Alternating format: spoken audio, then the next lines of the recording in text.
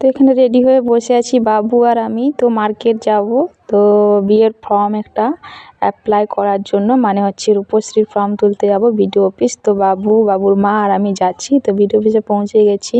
তো অফিসার আসেননি, যেখানে আমার দরকার সেখানটা বন্ধ আছে, তার জন্য ওয়েট করছি। তো এখানে ওয়েট করছি, বাবু একটু বদমাশি করছে।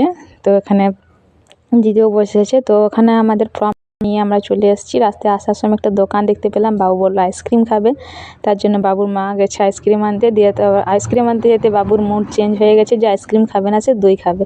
তারপর দিদি 2-3টে দই নিয়ে আসলো। এখন দই খেতে খেতে পৌঁছে গেলাম হচ্ছে বিয়ের কার্ড ছাপানোর জন্য। কার্ড দোকানে পৌঁছে গেছি। এত রকমের কার্ড আছে, তো আমি কিন্তু বেশি কার্ড ছাপাচ্ছি না, একটাই মাত্র কার্ড ছাপাবো। তার জন্য অন্য আর কি কার্ড ডিজাইন দেখলাম, তো সেটা ছাপা দিয়ে চলে আসলাম। এখন হচ্ছে মার্কেটে এসে আখের রস বিক্রি হচ্ছিলো। বাবু দেখতে পেলো, বাবু বললো খাবে, তো বাবুকে একটা আখের রস খাইয়ে দিলাম 1 গ্লাস।